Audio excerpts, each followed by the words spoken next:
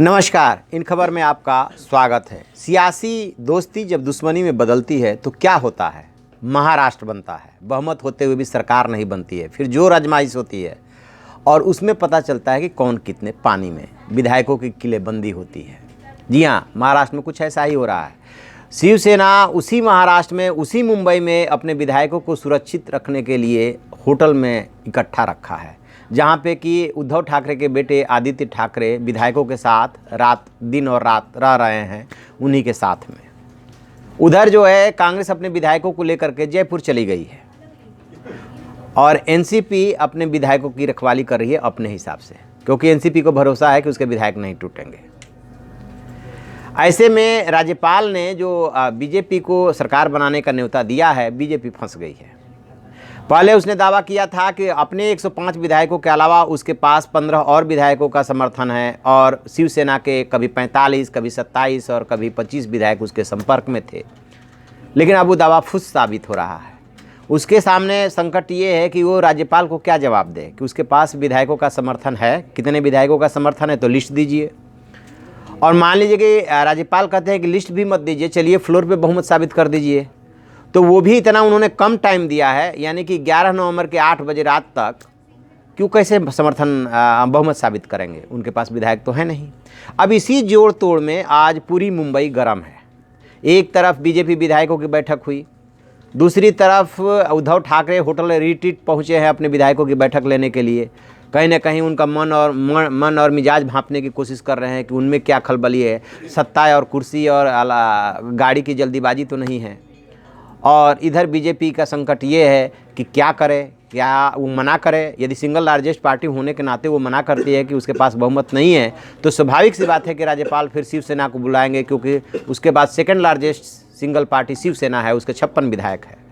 अब उस कंडीशन में ये देखने वाली बात होगी कि शिवसेना जो है क्या एनसीपी और कांग्रेस से समर्थन हासिल करके सरकार बनाती है या वो भी मना कर देती है। ये दो विकल्प है, एक तो वो सरकार बना सकती है इनके समर्थन से, और दूसरा है कि वो भी मना कर सकती है। यदि बीजेपी भी मना कर देती है और शिवसेना भी मना कर देती है तो राष्ट्रपति शासन लगेगा। और यदि ये मना नहीं करते हैं, बीजेपी ही कहती है कि हम सरकार बनाएंगे और फ्लोर पे बहुमत साबित करेंगे, तो फिर उनको मौका मिलेगा। सब कुछ जो है शाम तक डिसाइड हो जाएगा, क्योंकि खबर ये आ रही है कि बीजेपी शाम को 4 बजे जो भगत सिंह कोश्यारी वहाँ के राज्यपाल हैं उनसे मिलने के लिए जा रही है। चूँकि उन्होंने न्योता भेजा है तो उस न्योते पे बीजेपी को जवाब देना है, संवैधानिक रूप से उसको जवाब देना होगा कि क्या है आपका मन मूड, आप सरकार बनाने के लिए तैयार हैं, आप 11 नवंबर के 8 बजे रात तक जो है बहुमत साबित करने के लिए तैयार हैं।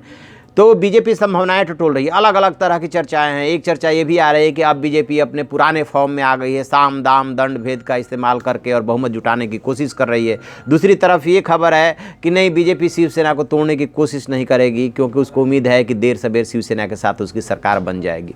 क्या होगा पता नहीं, क्योंकि जब दोनों एक दूसरे को अब फूटी कौड़ी नहीं देखना चाहते हैं, खासतौर से देवेंद्र फडणवीस से जो उद्धव ठाकरे का 36 का रिश्ता बना है और एक दूसरे के ऊपर झूठ बोलने के जो आरोप लगाए हैं, अलग अलग शब्दों का और भाषा का हेरफेर हो सकता है, लेकिन मतलब यही है कि आप हम पे झूठा आरोप लगा रहे हैं, आपका वो कह रहे हैं कि आप झूठ बोल रहे हैं, वो कह रहे हैं कि आप झूठ बोल रहे हैं। तो वो कड़वाहट में बदल गई है। तो देखते हैं कि आगे क्या होता है। शाम तक पता चल जाएगा कि बीजेपी शिवसेना कौन कितने पानी में है। कल तक ये दोस्त थे, हालांकि इनकी दोस्ती में दरार आती रही है। 2014 के लोकसभा चुनाव के बाद दरार आ गई थी, तो विधानसभा चुनाव अलग अलग लड़े थे। फिर जो है बीजेपी ने ऐसे ही अल्पमत की सरकार बनाई थी, शिवसेना बाद में सरकार में शामिल होकर के उसको समर्थन दिया था। और इस बार भी कुछ वैसी ही परिस्थितियाँ बन रही है। लोकसभा में बन गया, अमित शाह जो है गए बीजेपी के अध्यक्ष, मिलाए, बातचीत हो गई, फिर जो है लड़ लिए दोनों जने चुनाव, साथ में अच्छा रिजल्ट भी आ गया। लेकिन विधानसभा इस बार साथ ही लड़ लिए, लेकिन जो है कड़वाहट बढ़ गई सीएम की पोस्ट को लेकर के कि 2.5 साल सीएम का पोस्ट चाहिए। बात नहीं बन पा रही है। संघ ने भी इंटरफेयर किया, नितिन गडकरी भी दिल्ली से दौड़ करके पहुंचे, लेकिन फिलहाल तो नहीं समझौता हो पाया है। खबर ये आ रही है कि शायद राष्ट्रपति शासन लगे और कूलिंग पीरियड में जो टाइम मिले उसमें कोई फार्मूला निकल जाए। चलिए देखते हैं, शाम तक का इंतजार कर लेते हैं। शाम को बहुत ज़्यादा दूर नहीं है, 2-4 घंटे में सब पता चल जाएगा कि वहाँ पर क्या होने जा रहा है। तो आप ऐसी खबरों के लिए देखते रहिए हमारा डिजिटल चैनल इन खबर। Thank you.